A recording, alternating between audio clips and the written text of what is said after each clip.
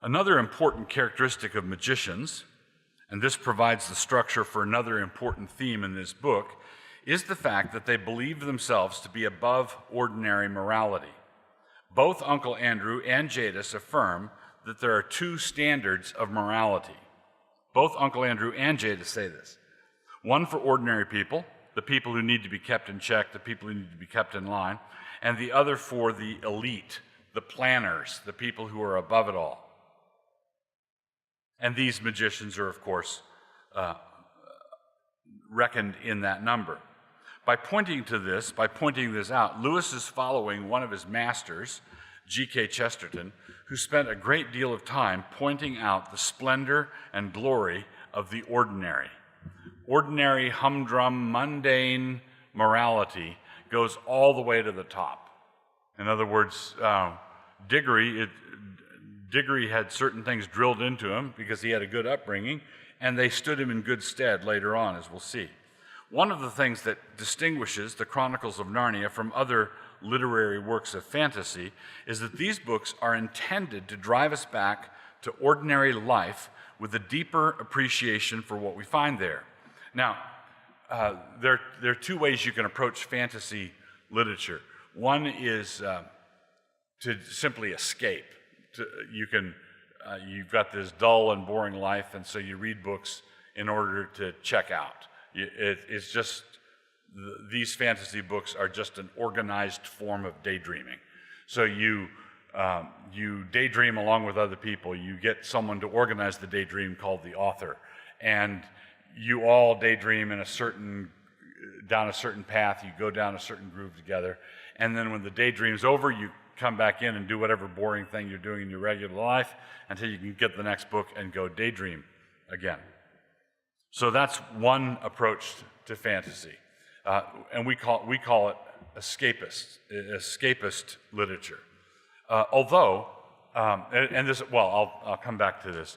The other kind of a godly or righteous use of fantasy literature is to go into another world, to listen to the story so that you can be catechized or equipped or discipled by the events of the story so that you know what to do when you find yourself in a real life situation that calls for wisdom on your part. So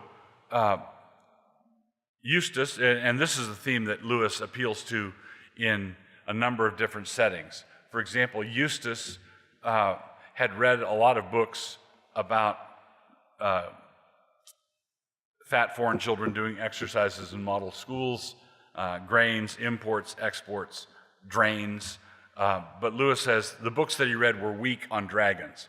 So when he came to have to deal with the dragon, he didn't know what to do. Or when in Lion, the Witch, and the Wardrobe, when they come across a robin that wants to lead them somewhere, they are guided by, robins are good in all the stories we've read. That's a good bird. We should follow the good bird. We know what to do. We're oriented because of we've read the right books. We've read the right stories. Diggory had that kind of upbringing, and it stands him in good stead when he's tempted in a big way. Now, this means that the second righteous use of fantasy literature is where you go into the story, whether it could be fantasy or other histories, biographies also. You go in to walk through other people's lives, see how they were tempted, see how they were challenged, see how they responded, and draw a lesson from it. Now, that is going to be called escapist also, but what you're actually doing is you're being disciplined. You're going into this other world to be discipled, to be taught, to be mentored, so that you come back out into the ordinary world and you know what to do. This second kind of use of fantasy literature is not escapist in the negative sense, not escapist in the wrong sense, but it is accused of being escapist. And Tolkien once said, I think it was to Lewis that he said it, Tolkien once said that we have a name for people who don't like escape. He said, we call them jailers. Jailers don't like people escaping. And let's just think about that next time we rebuke someone for escaping. You don't want them to escape into a daydream, not because that's escape, but because it isn't. Right? When someone goes into a daydream, they're simply solacing themselves in the dungeon. You want to go into a story to be energized by the story, equipped, inspired by it, instructed by it, and then you come back knowing what to do. So, although Lewis takes a dim view of English clothes, particularly starched collars, in many ways these stories are designed to make children love and appreciate English literature and culture, not to mention eggs and sausages for breakfast. He's trying to get you to love certain things. A love for ordinary people living ordinary lives pervades all of these books. So ordinary meals around an ordinary table, ordinary friends, ordinary circumstances. And the reason he can highlight the ordinary like this is he puts it in extraordinary ways. He puts it in extraordinary settings. But in order to make us appreciate an ordinary Englishman living an ordinary life, Lewis does an extraordinary thing. He shows us Truffle Hunter the badger. So how can I learn to appreciate the English yeoman? Well, by having him show up as a badger in another world. And this badger is living a very ordinary, simple life, and this makes us think of, if we're paying attention, we know how to translate it to another setting, another situation. And by this means, we come to love the ordinary because we've seen just how extraordinary it actually is. The ordinary is, if you look at it rightly, as Chesterton would, as Lewis would, the ordinary is extraordinary. The same thing goes for ordinary morality. The same thing goes for ordinary morality. This ordinary morality is the moral sense that we learn from the stories passed down through the experiences and cultural tales of the past. These tales tell us that dragons and serpents are evil and that witches are wicked. It helps us to fit our lives into the stories that our culture tells. In this case, Diggory comes to realize that magicians really do exist, so that's a shock. So he didn't think that they really existed, but he is suddenly confronted with evidence that they do in fact exist, just like they do in the stories. But then when Diggory realizes that the stories are true, he accepts them across the board. If there really are magicians, just like in the stories, then there really must be evil magicians, just like in the stories. If I'm going to learn that the stories are true, I'm not going to learn that the stories are just partially true. I'm going to learn that the stories are true across the board. And if that's the case, then this story will end as all good stories do, with the evil magician getting his just deserts, right? I know how this goes. I know how this ends. You don't just, when you step into a story and you realize, oh, the witch is bad, the witch has to be bad, the magician who's dabbling in spells, he has to be bad, the robin is good, this person is loyal, this person is loyal and righteous and true, and this person is wicked, and I know this because I've been established, I've been steeped in, I've been marinated in the right kind of story. And this is the service that Lewis has provided us. He's given us the premier instance, the premier example of this kind of story that millions and millions and millions of people have read. In other words, we're all being discipled and shaped by this. So he challenges Uncle Andrew, and his challenge of Uncle Andrew rattles Uncle Andrew temporarily, but he quickly turns back to his folly. By the end of his book, Uncle Andrew is a buffoon and is perfectly harmless. But when the book begins, he's quite a scary figure. And Lewis helps us to see that there is only one way this can end. There's only one way this can go. Why? Shaped by story. This is the way it goes in all the stories. So if I could illustrate this in another way, and this is, there are links in this to Scripture. So you have the archetypical stories, the ultimate paradigm stories in Scripture, and we immediately are able to make the transition. We're immediately enabled to go from one story to another. If I were to say, once upon a time there was a little boy named Tommy who came upon a castle by the sea, and the woman who lived in the castle told him he could stay there, but under no circumstances was he to open the door in the North Tower, at the top of the North Tower. Now, as soon as I tell you that, what is going to happen? You know that he's going to, for some reason, go up in the North Tower. You know he's going to open the door. You know something terrible is going to happen. You know that he is going to be given a mission to undo what terrible thing has happened, which he is going to successfully manage to do. And then there's closure. Then there's a good ending. And why does that story present itself to us in a way that's obvious? Why do we see instantly where it's going to go? Well, that's because that's the first chapters of Genesis. God puts Adam in a perfect garden. He says, don't eat from that. By the way, don't eat from that tree. All sorts of bad things are going to happen if you do. And sure enough, he eats from the tree. They're cast out of the garden. They're given something to do. There's a redemption offered. And what you have is the magician's nephew.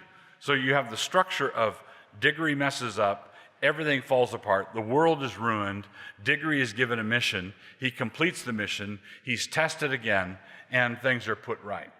Or they're not put completely right, but they're put right. Narnia is protected for many centuries because of the tree that grows up from the apple that he gets.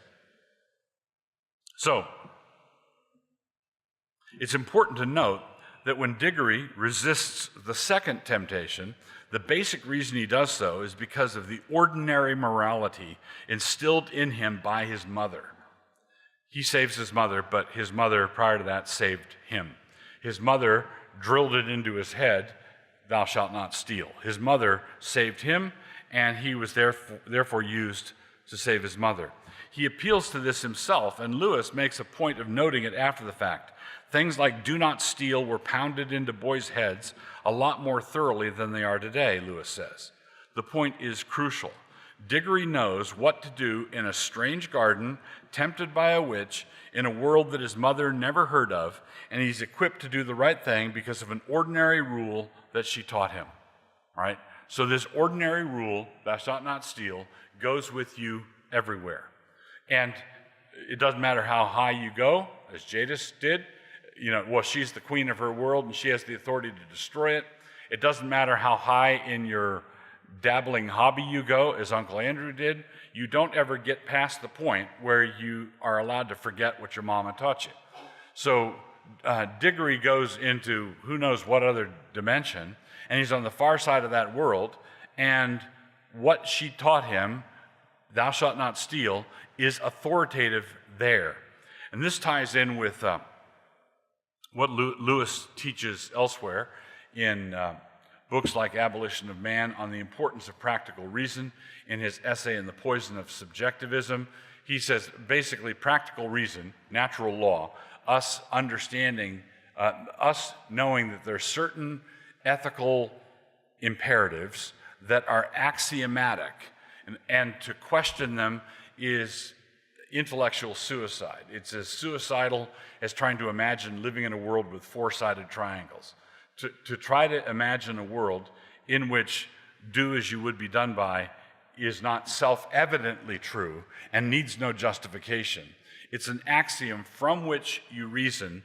It's not an axiom to which you try to reach by reason. Because where are you going to stand if you're going to try to reach that reason? So it shows up here in The Magician's Nephew. Diggory knows what to do in a strange garden, tempted by a witch, in a world that his mother never heard of, and he's equipped to do this because of an ordinary rule. Saying that it is not that simple, and that rulers and extraordinary people must be allowed to do as they please, is seen by Diggory for what it is. It's a desire for clever people to be as selfish as they please, and with disastrous results for everyone around them. For Charn, the disastrous result was the extinction of life on that world. So we've noted that Diggory learned about magicians from stories. This is an important point on two levels. We will have occasion to note this in our discussion of the other books as well, because it is something that Lewis points to over and over and over. This is one of the things that he's trying. Diggory's mother tried to pound certain things into his head. Lewis is trying to pound certain things into our heads. C.S. Lewis believed that a diet of the right kind of story was absolutely essential to a child's mental and spiritual health. He believed a steady diet of the right kind of story was absolutely essential to a child's mental and spiritual health. In the Chronicles of Narnia, the children are constantly guided by what they learned in books. If they were steeped in the right kind of book, they knew what to do and they knew whom to trust. If they were deficient in their reading, then they were helpless to understand what was happening to them. That would be Eustace. Eustace was deficient in his reading. He didn't know what was happening. Peter Pevensey had read the right kind of books. He knew what to do. This is something that is applied over and over again. Diggory had not believed in the stories that he had read, but he had read them. Right? He had read the right kind of stories. He didn't believe that those sorts of things really happened.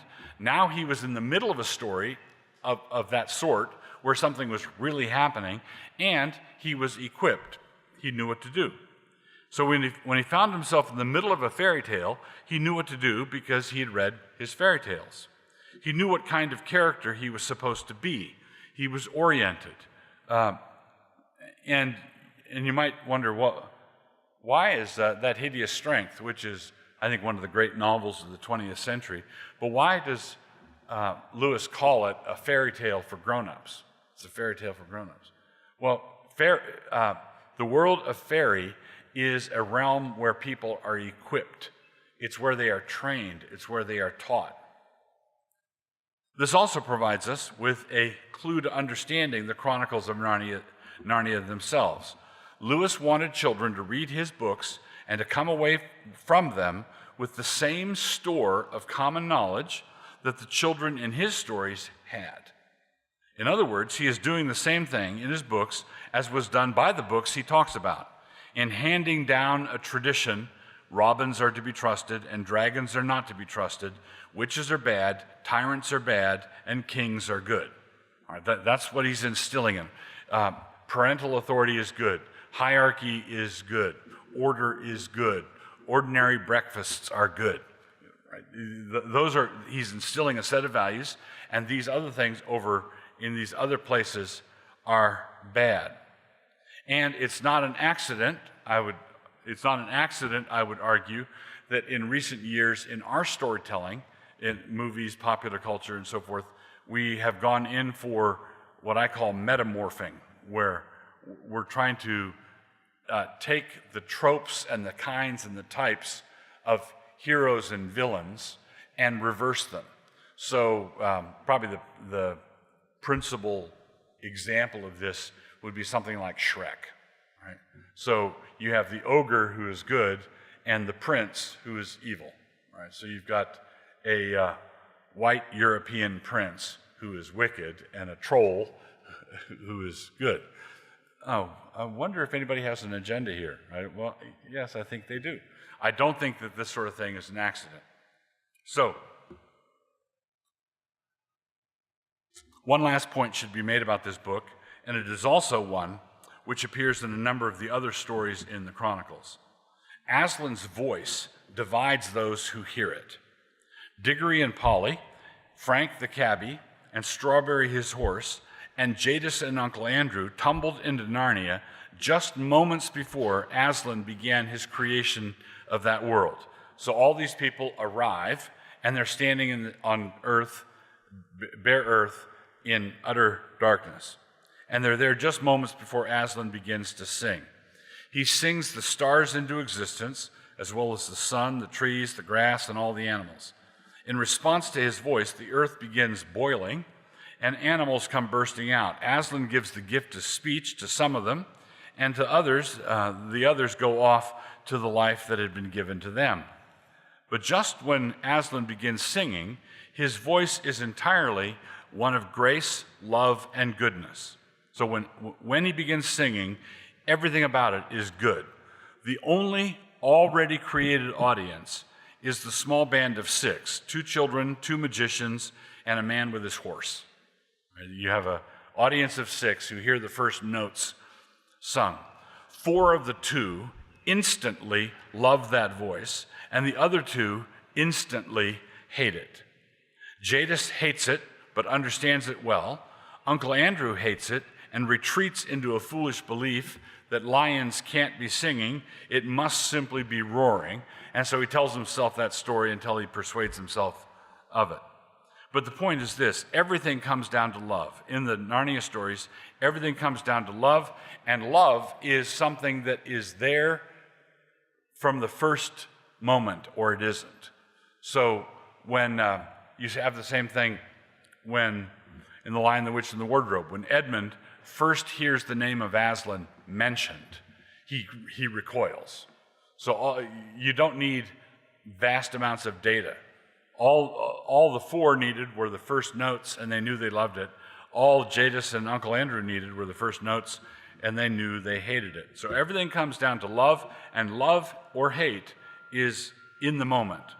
At the moment Narnia is created, the question is, how will you respond to Aslan? At the moment Narnia dies and all created things stream up to the door where Aslan is standing, the question is the same question. How will you respond to Aslan? So in the first seconds of Narnia's existence, the dividing line is Aslan. In the last seconds of Narnia's existence, the dividing line is Aslan. He begins and ends with Aslan. Further, Lewis does not leave the option of a third neutral way open.